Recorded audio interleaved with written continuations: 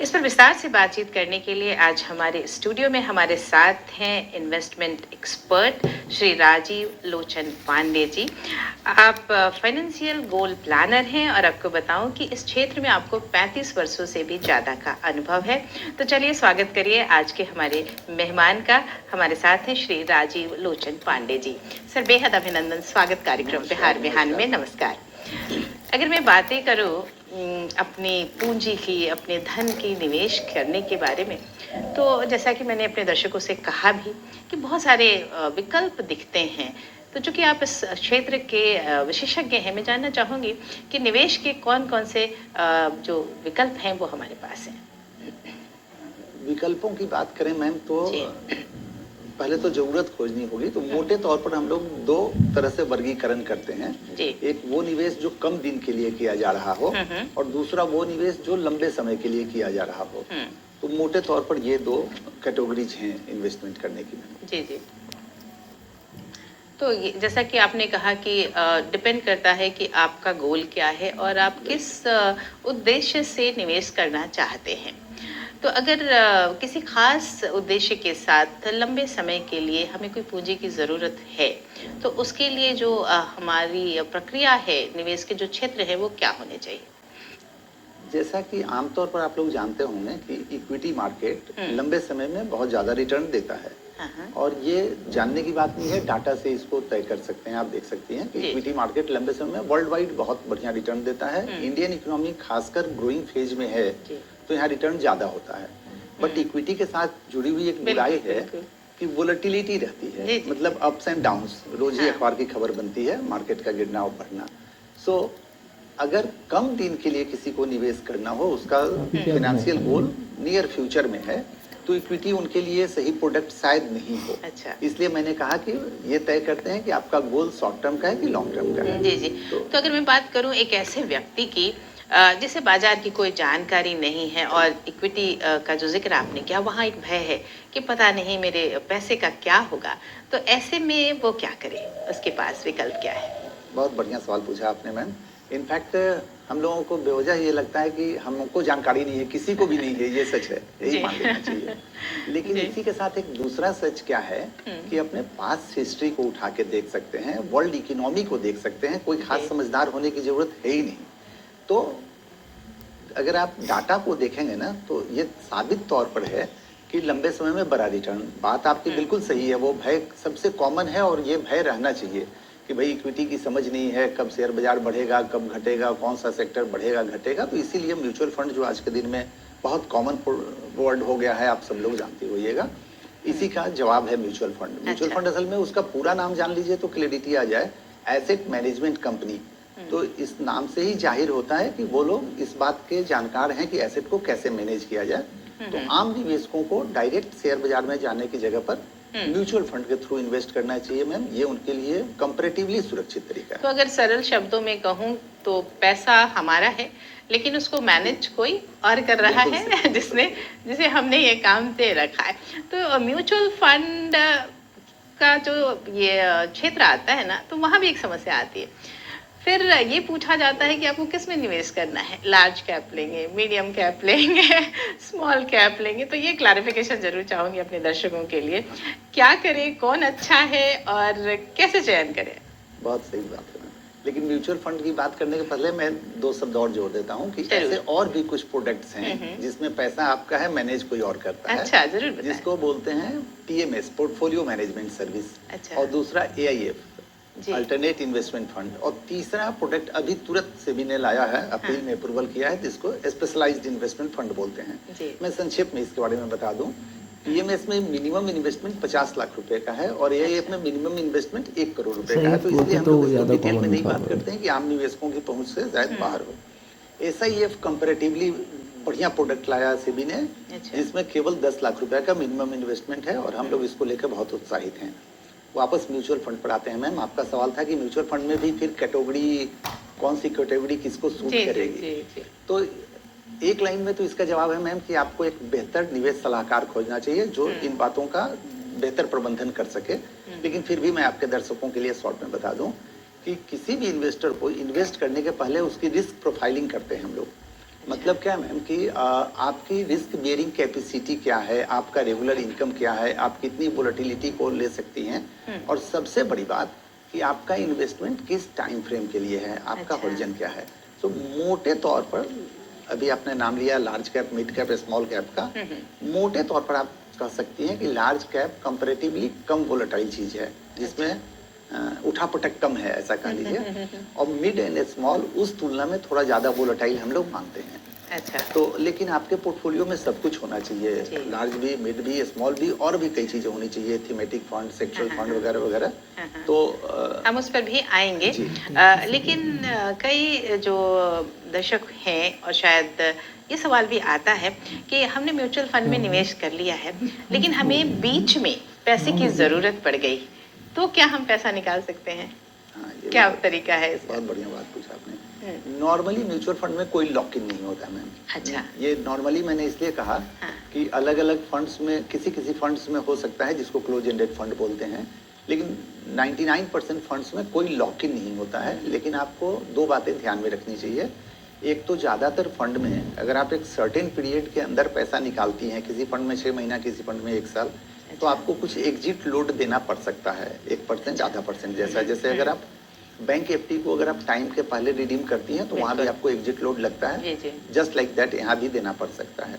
और दूसरी बात मैम कि म्यूचुअल फंड बहुत बड़ा यूनिवर्स है। अभी हम लोग बात कर रहे हैं इक्विटी म्यूचुअल फंड्स की, डेट म्यूचुअल फंड अलग पोर्शन है।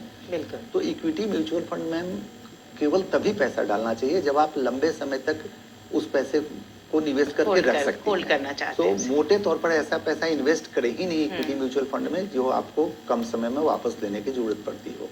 ऐसे पैसे को डेट नेचर के प्रोडक्ट्स में डालिए। हाँ, तो जैसा कि आपने कहा कि म्यूचुअल फंड में भी दो आपने बताया कि इक्विटी फंड है और डेट फंड है, तो डेट फंड के बारे में भी थोड़ा हमारे दर्शकों को बताते चलें, क्योंकि कोई भी जब निवेश करता है तो वो चाहता है कि जो हमारा पैसा है वो सुरक्षित रहे, ये भावना होती है मन के अंदर।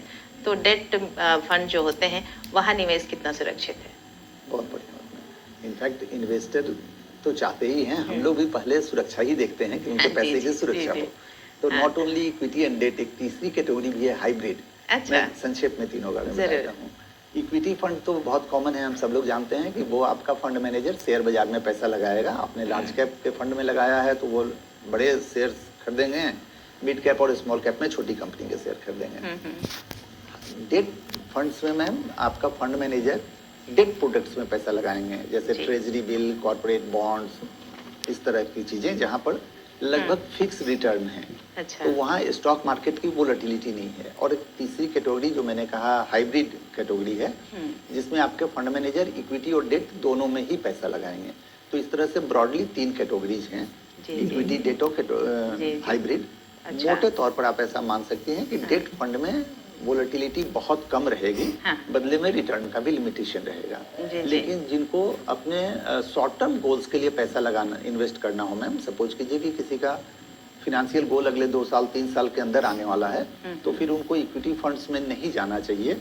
उनके लिए वो रिस्की हो जा सकता है, ज्यादा रिटर्न के लोभ में उनको नुकसान हो सकता है। लेकिन अगर आपका फिनेंशियल गोल एक लंबे समय के बाद आने वाला है तो बिल्कुल आपको बड़ा एलोकेशन इक्विटी फंड्स में करना चाहिए, क्योंकि रिटर्न भी वहाँ ज्यादा बेहतर आएगा। जी, तो आपने 3 तरीकों के बारे में बताया। इक्विटी फंड है हमारे पास, डेट फंड है, और हाइब्रिड फंड भी अवेलेबल होता है। डिपेंड करता है कि जो आपके इन्वेस्टमेंट की अवधि है वो क्या है, और उसके हिसाब से आपको डिसीजन लेना चाहिए। पर जब इन्वेस्टमेंट की बात आती है और फंड की बात आती है, तो अगर किसी को जानकारी नहीं है ना, तो कैसे करें? तरीका क्या है म्यूचुअल फंड में इन्वेस्टमेंट का या इक्विटी में इन्वेस्टमेंट का तरीका क्या है? क्या हम बैंक खाते से कर सकते हैं? क्या प्रोसेस है? जी, वैसे तो आपके निवेश सलाहकार का ये काम है कि वो सब कुछ को स्मूथ कर दे, लेकिन मैं मोटे तौर पर बोलता हूँ बहुत आसान तरीका हो गया है। सरकार बहुत कोशिश कर रही है, सेबी और अथॉरिटीज सब लोग कोशिश कर रहे हैं कि चीज़ें आसान हों और आम लोगों की पहुँच वहाँ तक हो। तो केवल एक बार आपको म्यूचुअल फंड में इन्वेस्टमेंट के लिए अपनी केवाईसी करानी होती है। रिक्वायरमेंट भी बहुत कॉमन है, फोटो, पैन कार्ड और आधार कार्ड। आपने एक बार म्यूचुअल फंड में केवाईसी करा ली तो बस उसी केवाईसी के सहारे आप अगले लंबे समय तक इन्वेस्ट कर सकते हैं। डिफरेंट कंपनी के म्यूचुअल फंड में कर सकते हैं, आपको बार बार केवाईसी कराने की जरूरत नहीं है। राइट।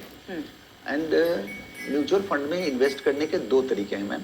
एक, अगर आप वन टाइम इन्वेस्टमेंट करती हैं तो उसको अपन वन टाइम या लमसम बोलते हैं जी। और दूसरा तरीका है कि आप हर महीना एक फिक्स अमाउंट एक फिक्स डेट को इन्वेस्ट करती हैं, जैसे हम जिसको हम SIP लोग- कहते हैं। जिसको हम मैं लोग इसके बारे में जरूर जानना चाह SIP रही कहते थी। हाँ, हैं। आपने फुल बताया। फॉर्म सिस्टमेटिक इन्वेस्टमेंट प्लान जी, बोलते हैं। जी।